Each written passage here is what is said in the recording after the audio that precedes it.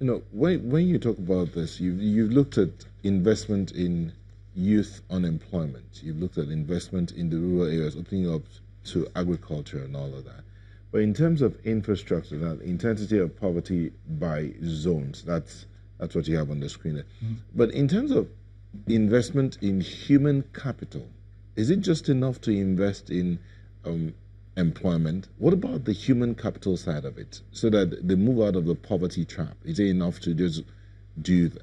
How would that work out? Well, investment in human capital is very, very important. So how much of that would these states that are going by this new report, how much of that has been done by Osun State, for instance, being like the state with the lowest? Well, let's look at education, and we'll look at the cycle. See what Osun has done with the school feeding program. Between the last 8 years, Osun has served about 305 million plates of food to school children. That is 250,000 students go to school and they're fed every day.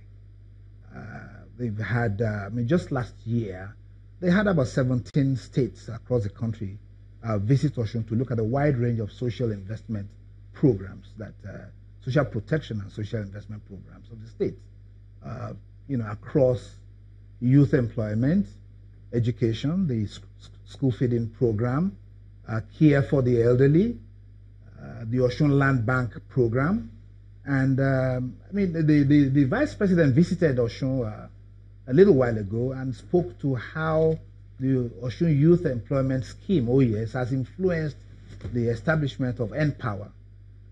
Again, and I think it's important to say that really on the general side, on what's happening at the federal level in the office of the president, of the vice president, is really very encouraging. They seem to be targeting the right segment of labor, people that really need to be targeted. Following on what has been done in Osun. Yeah. But looking at the world poverty clock, which we're going to see here, Nigeria has since moved to a little over 88 million. I was just looking at it, the clock is ticking, and we do have this target escape rate of 13.8%, and we're currently at minus 5.5% at the moment. But the particular example that you've given, I know that the IGR for Osun State in 2017 was 13 billion.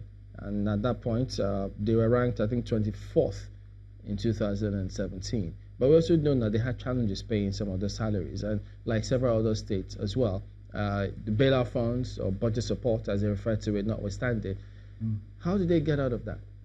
Well, we're working out of that, gradually. And I think over the last several months, we have actually moved on speedily and remarkably well in settling outstanding salaries. And I think the challenge in Osun really was a choice that had to be made. The workforce in Osun will be about less than 2% of the total population. And if the business of government is to attend to welfare, it's a tough choice. What happens to the 88% other people who are not within the public workforce? And so the investment in rural roads that allow farmers to take goods to market, but 10 kilometers of road minimum will have been constructed in every local government. Do they see the effect immediately? Because this takes time to construct. Well, you see, they're not dams, they're not roads that you see visibly, but that's what you see in the report. Now, let me tell you, the report that you spoke about, it can't be more objective than that. It's a third party. It's conducted by the UN, academics, civil society, very rigorous methodologies to conducting research. So what we're saying is that across the spectrum, across the board, the impact is being felt. Of course, there are challenges in salary payment in Osun, as there are in about 17 other states. But what we can show in Osun, what they've shown, really, because you need to come visit, is that a lot more people out there in the localities, in the communities, are feeling impact. Now, when you have a road constructed in front of your house, the value of the property increases. All right. We'll come back to this in just a moment. Don't go away. Welcome back. Our concluding moments now, but let's take a look at the intensity of poverty percentage by zones. Now, it's going to come up now. We'll look at the North Central, the Northeast, the Northwest, the Southeast, the South, and the Southwest. But what sticks out like a sore thumb here is the percentage from the Northwest, 45.0%. That's huge. But this is the same region. They've got the highest voting percentage in the country. I don't know if that translates to anything, but this should raise a lot of concern. Well, it should. When these results came out, we actually surprised because we would have thought that the Northeast, given the circumstances in the some parts of the northeastern states, would actually be featuring higher incidences of and they did it here. Poverty. So they are 1% less than the northwest. But what's important to note there, you see the southeast and southwest. You seem to be at par. They're at par, 38%, because Anambra helped bump up the figures for the southeast. What did they do? How did they do that? Well, the details of what they have done, people do speak to what the administration of the one before now has done, really, in terms of roads, infrastructure, schools, education. And these are some of the indicators that are used. I told you they look at education, they look at health, standard of living, and employment. The Southwest states seem to have a good run. If you look at the top 10, all the Southwest states actually feature in the top 10. Anambra slices into the second position, even before Lagos, and then Edo and another one comes in.